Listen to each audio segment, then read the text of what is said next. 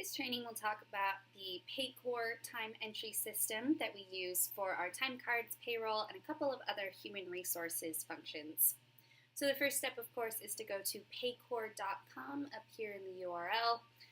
The first time that you log into Paycor, you'll actually receive an email from Human Resources that will ask you to verify your social security number and your birthday to make sure that all bank account information is only accessed by the person who needs to see it.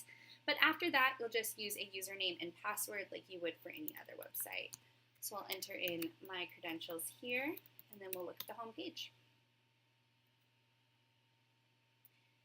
Paycor may also ask you to verify your email at various points. This happens more often when you're switching between Wi-Fi. So if you access Paycor at home and then access it again when you're in the office, Paycor may ask you to verify your email. This is the home page.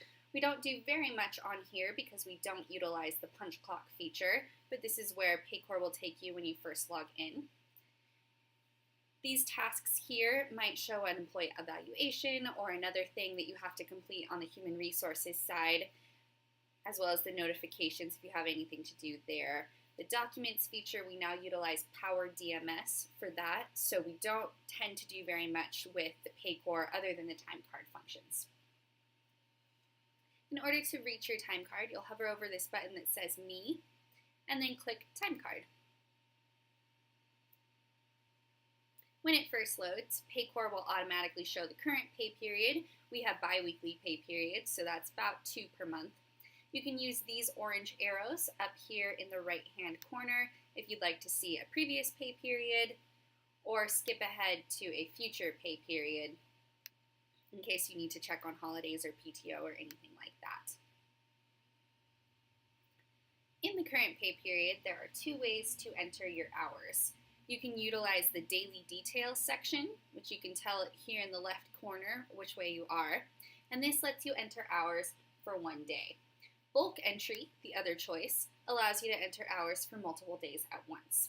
Either way that you choose, hours must be entered within 48 hours of the day worked to ensure accurate categorization as well as timely payment. To add hours in the daily details mode, you click on the day in which you'd like to add hours.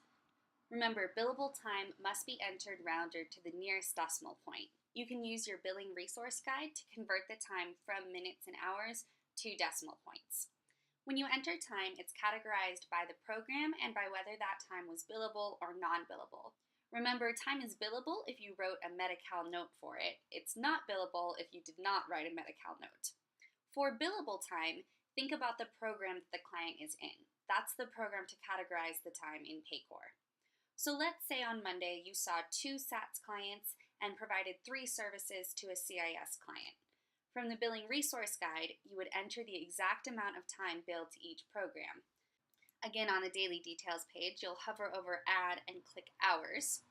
And let's say the total amount of time for your services and SATs added up to 2 hours and 15 minutes. So that would be 2:25, and we would change that from DBH General to SATs Billable and click Save. And then for those CIS services that you provided, complete the same process, hovering over Add and clicking Hours, and maybe it was 3.5 hours for those 3 CIS services, and again scroll down to the correct program for billable time and choose CIS Billable and hit Save. Now you'll notice you're at 5 3/4 of an hour of time for that day. Obviously, if you worked 8 hours, you need to account for the rest of that time somehow. Any time that's not billable should be added in Paycor to the category DBH General. So we'll add the remainder of the time for this particular day to DBH General and hit Save. And then you can see it adds up to 8 hours, and you'll keep doing this each day of the week so that you capture all of your time, categorizing the billable time by the program and then adding the non-billable time to DBH General. If you have more questions about the categorization, please refer to the Power DMS document Paycor Categories or ask your supervisor if you're unsure about any specific time. For holiday and PTO time, which you can see this week included Christmas, so we have that example, that time will be added automatically by our Human Resources Director. So for holiday time, it should show up as 8 hours of holiday. You can see HOL here. And any PTO that you've requested through the Paycor system will show up once it's approved by your supervisor as PTO. If you notice that PTO or holiday pay is not showing up correctly, maybe you have less than 8 hours, maybe it's on a day different than what you requested, something went wrong with the request, then definitely talk to our Human Resources Director, as she's the one who can help you figure that out. Now let's say you're all done entering your hours for this pay period, which you can tell ends on Friday, December 28th.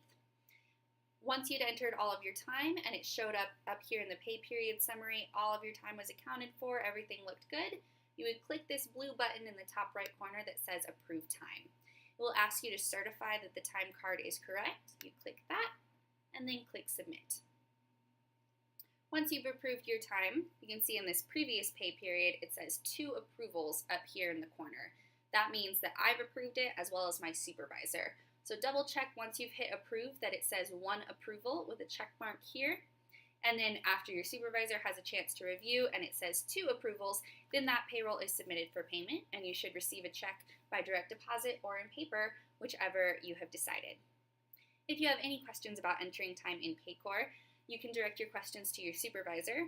If your supervisor is unsure or it has to do more with the mechanics of Paycor rather than the categorization, you can direct those questions to our Human Resources Director.